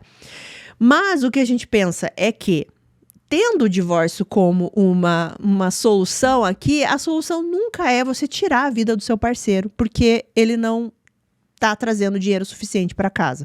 Você divorcia, né? Ou se você ainda amar muito essa pessoa, você tenta melhorar, vocês tentam melhorar juntos, né? Mas se a situação não é mais essa, realmente, você não suporta mais o seu companheiro ali, você não quer mais saber dessa pessoa, veja só, existe o divórcio, gente, existe. Não precisa tirar a vida da pessoa. Veja só, você divorcia e também você não vai presa por isso, porque o divórcio é legal. Tá dentro da lei pedir o divórcio. E assim, gente, muita gente acredita que se elas tivessem parado apenas no Mark, elas nunca seriam descobertas. Porque foi a partir da segunda morte do Sean que algumas pessoas começaram a achar aquilo estranho. Eram muitas coincidências, né? Então, se elas tivessem mantido no plano inicial delas, provavelmente elas estariam livres e ninguém teria descoberto nada. A não ser que uma delas falasse futuramente, né? Bom, mas foi só então depois que o Mark faleceu e elas saíram ilesas disso tudo que elas começaram a cogitar a fazer a mesma coisa com o Sean, que era o filho que a Diane via como um fardo, uma peste, como ela mesma falou. Ela novamente viu que a saída era apenas essa, tirar a vida do filho. Então ela começou a colocar o anticoagulante na coca, né, que era a bebida preferida do filho, e ele, coitado, ia bebendo achando que a mãe estava fazendo ali um agrado para ele, quando na verdade ela estava o matando. Aí nessa segunda morte eles fizeram a autópsia. Isso assim preocupou um pouco a Diane. Só que aí ela ficou muito feliz quando eles não conseguiram detectar o anticongelante no Sean. Então ela percebeu que ela escapou novamente. Então o que ela iria fazer? Matar de novo. E a próxima vítima foi a Sarah. De novo, como eu já falei, a justificativa aqui para tirar a vida da Sarah é porque ela era um peso financeiro. Ela não trabalhava, ela tinha dívidas da faculdade. Então, o que vai fazer numa situação dessa, né? Tirar a vida da coitada. E tinha um outro agravante aqui também que vinha da Rachel. Na época que a Sarah estava fazendo faculdade, ela não estava morando com a família, certo? Então, a filha mais velha aqui era a Rachel, né? Ela tinha a atenção ali da mãe. E quando a Sarah voltou da faculdade, e daí voltou desempregada e com dívidas, a Rachel não gostou também dessa situação. Ela também não queria dividir a atenção com a Sarah. Então foi mais um motivo para elas tirarem a vida dela. Só as duas poderiam ficar. As duas perfeitas, a Diane e a Rachel. A Rachel, inclusive, disse que a sua mãe era a única que a entendia. E o mesmo era dito pela Diane. Eu já falei aqui pra vocês, né, no começo do caso, que a Diane, ela tinha essa predileção pela filha. Ela achava que a filha nunca fazia nada de errado. Ela chegou também a dizer para o detetive a seguinte frase, abre aspas, eu não sou uma assassina. Eu só fui estúpida. Eu me arrependo de verdade. Eu destruí tudo. Destruí a minha família. E a Rachel, gente, ela escrevia coisas bem perturbadoras no diário dela. Como, por exemplo, abre aspas, somente os quietos permanecerão. Minha mãe, minha irmãzinha e eu. Fecha aspas.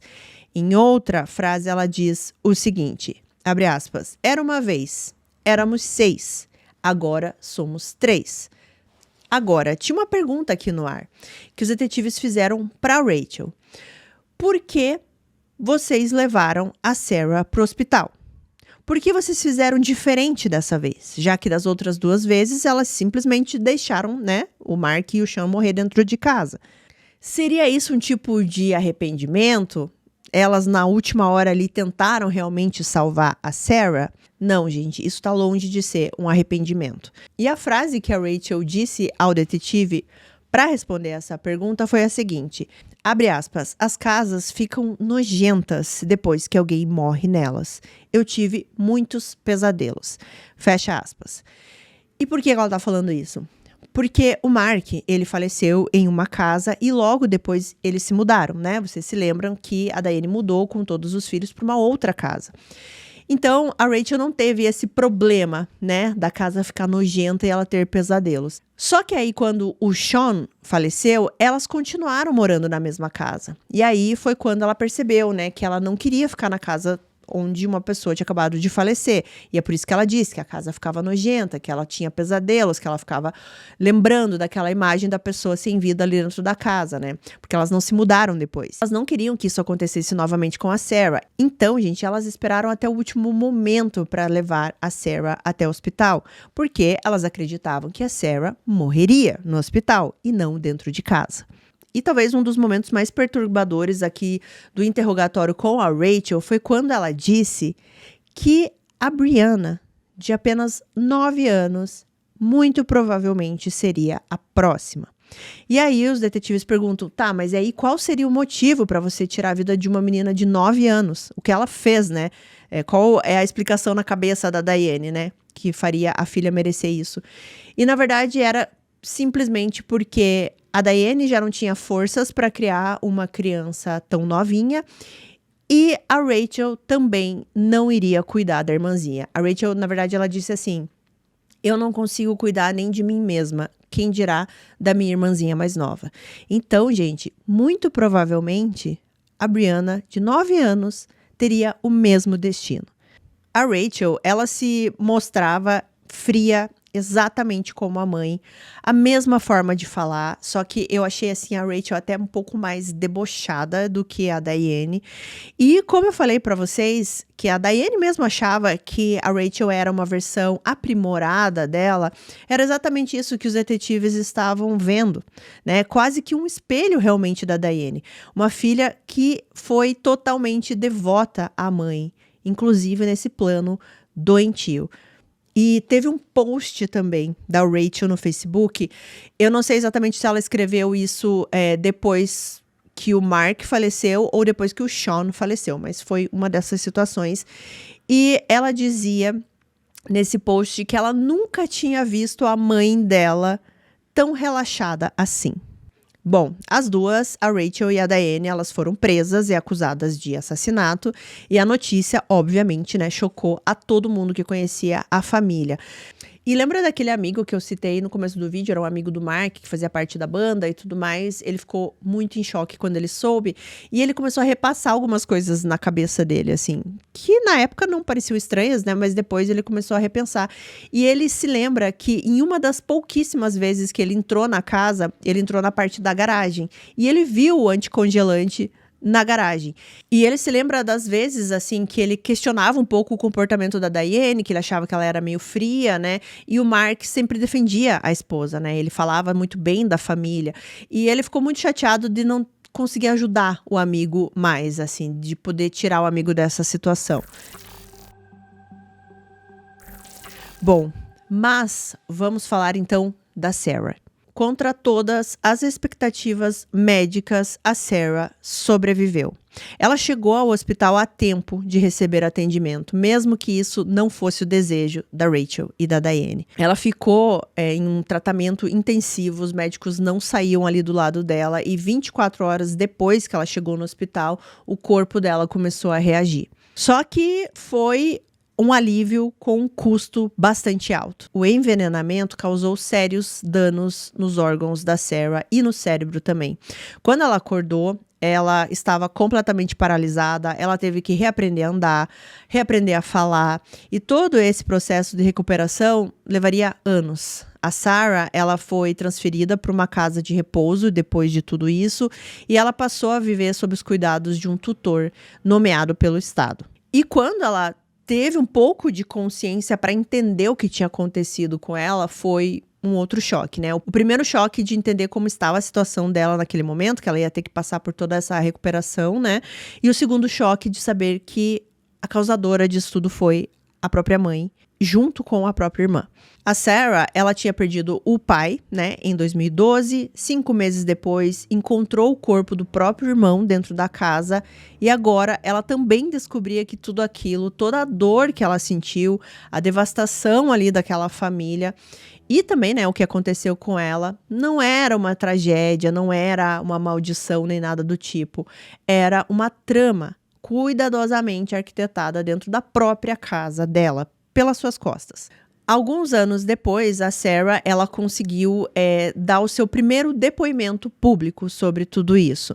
Ela contou sobre o horror de ver a sua família destruída por envenenamento e, mais ainda, sobre a traição que foi tudo isso, né? Ela perguntava por que a mãe e a irmã tiraram a vida do pai, do irmão, por que elas fizeram isso com ela. No começo, ela disse que não queria acreditar, ela disse que era um engano, que as pessoas estavam investigando errado, né? Que estavam acusando pessoas inocentes. Mas tudo mudou no dia que ela leu um jornal em que sua mãe havia confessado tudo, né? E que tinha realmente envenenado 3 membros da própria família. Aí ela não teve mais dúvida nenhuma e aí ela começou a dizer que ela desprezava a mãe e a irmã e que tudo que ela queria fazer era executar a mãe e a irmã. Bom, uma coisa que foi bastante questionada nesse caso foi a autópsia feita no Sean lá, né, anteriormente. Por que eles não conseguiram detectar nada? E foi mais ou menos o que eu já comentei aqui com vocês, que o exame para detectar a substância específica do anticongelante é um exame específico para essa substância. Você tem que estar procurando essa substância, sabe? Então não é como se você pudesse colocar um teste genérico e daí ele vai te dizer, olha, no sangue do Sean tem isso. Não, essa substância específica, ela só é detectada em um teste específico e esse teste não foi feito. Mas eles refizeram aí testes naquela amostra, né, que ainda existia da primeira autópsia do Sean, porque, como eu já falei, o corpo foi cremado, mas eles ficaram com aquela amostra. E aí sim, eles fizeram os testes adequados e esses testes revelaram, né, que continha altos níveis da substância específica ali do anticongelante. Eles fizeram esse teste também, obviamente, na Sarah, né, para comprovar e o resultado foi o mesmo. Bom, mas com tudo resolvido aqui, é algo que normalmente acontece nesses casos quando tem uma dupla, um trio, é um se voltar contra o outro, né? E não foi diferente nesse caso. A Rachel começou a se voltar contra a mãe. A Rachel, ela tomou a decisão estratégica e ela aceitou um acordo judicial em troca de testemunhar contra a própria mãe. Ela se declararia culpada por homicídio em segundo grau e a pena 2 sentenças de prisão perpétua, com a possibilidade de condicional somente após 42 anos e meio. Pelo que eu li, ela vai poder pedir liberdade condicional em 2050 e ela vai estar lá na casa dos 60 anos, mais ou menos. Era a única forma aqui da Rachel tentar se salvar, né, de uma punição mais severa. Mas o que aconteceu é que ela nem precisou testemunhar contra a mãe. Pouco antes do início do julgamento da Diane, que inicialmente ela estava enfrentando até mesmo a pena de morte, né, como sentença, ela surpreendeu a todos ao se declarar culpada. Ela entrou com um apelo Alford. Eu já falei do apelo Alford em vários casos aqui, acho que pelo menos mais de 4, 5 casos. Nossa, vários, né? 4. É uma manobra legal que não exige que o réu admita a sua culpa diretamente, mas ele reconhece que a promotoria teria provas suficientes para condená-la. Ou seja, é tipo assim, eu não vou falar que eu fiz, mas eu aceito que vocês têm provas suficientes contra mim, tá? Eu só não vou admitir, é mais ou menos isso. E foi assim que no dia 21 de janeiro de 2016, a Diane Stoury entrou no tribunal com um destino já selado. Ela foi condenada à prisão perpétua, ao contrário da sua filha, sem possibilidade de liberdade condicional. Não houve júri, não houve defesa, apenas novamente a frieza da Diane, né? Ela nunca demonstrou emoção nesse caso, gente. Tudo que eu vi dela, entrevistas posteriores também, dela já presa, ela não tem emoção nenhuma, gente. Ela é uma pessoa assim, eu não sei nem explicar. É algo bem estranho da gente ver ela falando, sabe? Ela não tem nem emoção de raiva, nem de prazer, nem de felicidade, nem de tristeza, é nada, zero. Bom, mas quando a Diane estava lá para receber a sua sentença, a Sarah também estava lá e ela queria falar. E um detalhe que a Diane, ela não falou com a Sarah, ela não pediu perdão, ela não pediu desculpas, nada. Mas a Sarah falou e o que ela disse emocionou a todos. Ela disse o seguinte, abre aspas, ela não apenas tirou a vida do meu pai e do meu irmão, ela tirou a minha independência, o meu sustento. Mas hoje eu não sou uma vítima, eu sou uma sobrevivente, fecha aspas. A Sarah, ela também deixou claro que ela não considerava mais a Diane e a Rachel parte da sua família, que para ela, elas eram apenas criminosas. E semanas depois, né, quando chegou a vez de formalizar ali a sentença da Rachel, diferente da mãe, a Rachel leu uma declaração pública e se emocionou bastante. Ela disse o seguinte, abre aspas, sinto muito, eu não consegui encontrar coragem e o seu sofrimento poderia ter sido evitado. Eu me odeio por não ter protegido você. Fecha aspas. Eles formalizaram, então, a sentença da Rachel, né, a acusação e a sentença. Ela foi condenada como cúmplice no assassinato do pai e do irmão e na tentativa de assassinato da irmã e, como eu falei, né, ela foi condenada à prisão perpétua, na verdade 2 prisões perpétuas, só que com a possibilidade de liberdade condicional depois de 42 anos. Falando sobre a irmã mais novinha aqui, a Brianna, ela tinha 9 anos quando a Diane e a Rachel foram descobertas, né? E ela foi colocada no sistema de assistência social. Ela recebeu um novo nome, uma nova identidade e, assim, o seu paradeiro é desconhecido.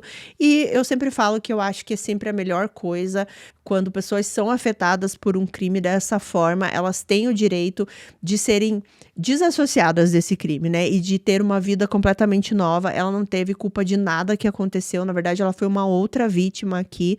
E tenho certeza que foi muito difícil para ela. Ela perdeu a família inteira dela, né? Inteira. Todos os entes queridos que ela estava acostumada a conviver, ela perdeu.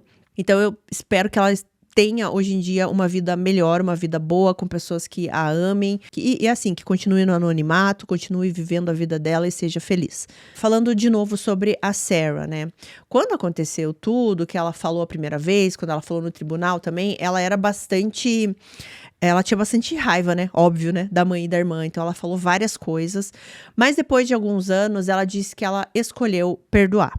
Anos antes, quando o trauma ainda era recente, a Sarah, ela não conseguia esconder a raiva que ela sentia, né? Então, em muitas entrevistas, ela chegou a dizer que queria dar um tapa na cara da mãe e da irmã, chamava as duas de monstros, mas com o tempo, algo mudou dentro dela, né? E a raiva foi dando espaço à maturidade, ao entendimento e à fé.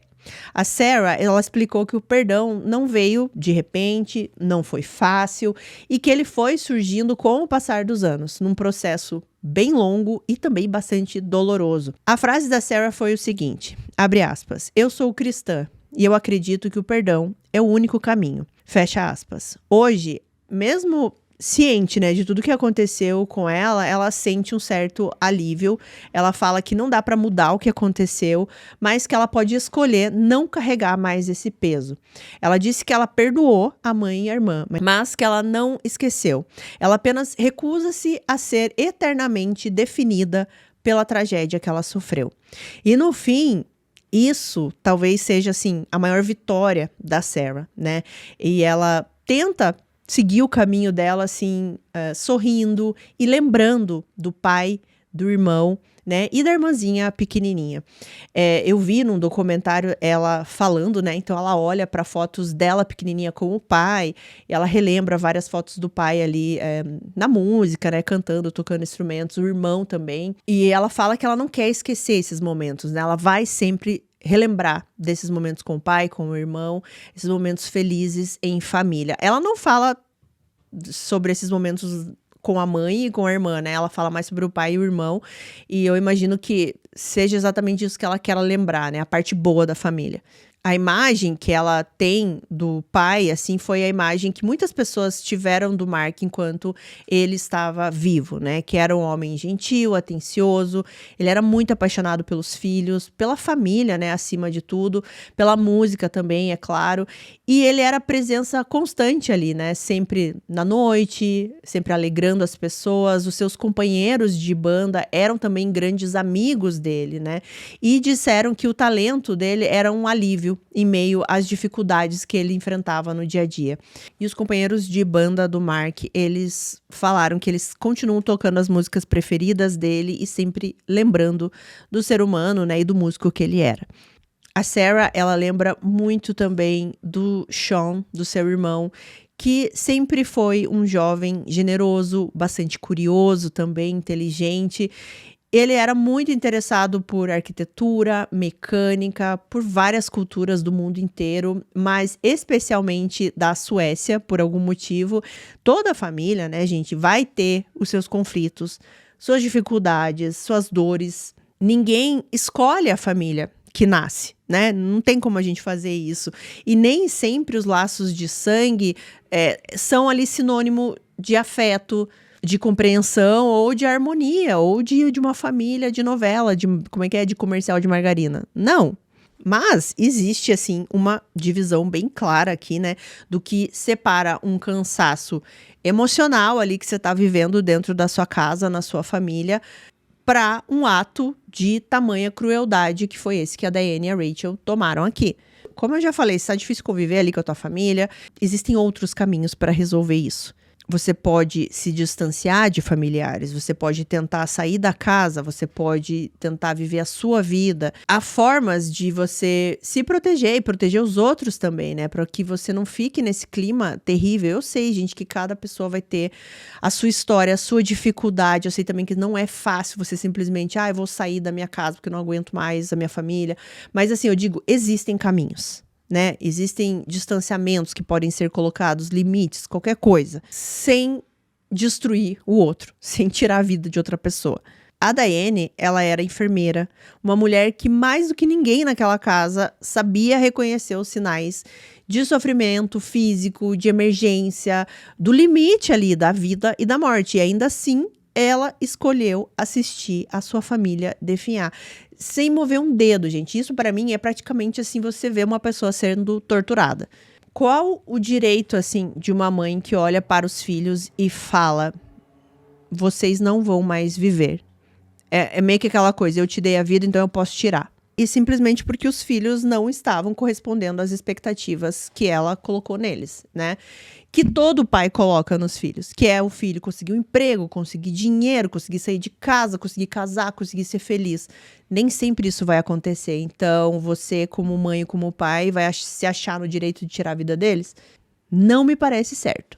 Esse caso é um lembrete que eu falo para algumas pessoas que não assistem tanto True Crime e às vezes falam para mim assim: eu não assisto porque eu vou ter medo de sair na rua, vou ter medo depois que eu assistir um caso. Gente, o mal, na maioria dos casos que eu contei aqui nesse canal, eu posso dizer que com certeza, na maioria, o mal vem de dentro. Os casos, por exemplo, de SK, pessoas aleatórias que façam mal para outras pessoas, é a minoria. A maioria dos casos, pode ver nas listas aqui, são relações familiares ou amorosas, ou de amizade. É sempre alguém que conhece você. O mal vem de dentro, né? E nesse caso, de dentro mesmo, de dentro da casa ali, da família, que é o coração ali, né? Que move tudo, que deveria mover pelo menos. É de onde você menos espera, na verdade, né? E é por isso que, assim, é tão cruel, né? É tão triste também da gente assimilar. Sempre quando tem esses eventos de familiares, principalmente quando é filhos contra os pais, ou pais contra os filhos, entre irmãos, pessoas que deveriam conviver em harmonia, em paz, pelo menos, né? Respeitando um ao outro. Bom, mas enfim, que esse caso de hoje aqui, da família Stauri, nos leve a refletir, como eu sempre tento refletir em praticamente todos os casos que eu trago aqui pra vocês, né? Assim, ninguém é obrigado a amar ninguém, nem se for membro da sua família. Ninguém é obrigado. Mas absolutamente ninguém tem o direito de tirar a vida de outra pessoa. Ninguém tem o direito de matar. E é isso para o caso de hoje. Muito obrigada por terem ficado comigo até o finalzinho aqui do vídeo. Muito obrigada aos membros do canal do Na Sala da Minha Casa, esses nomes que estão subindo aqui.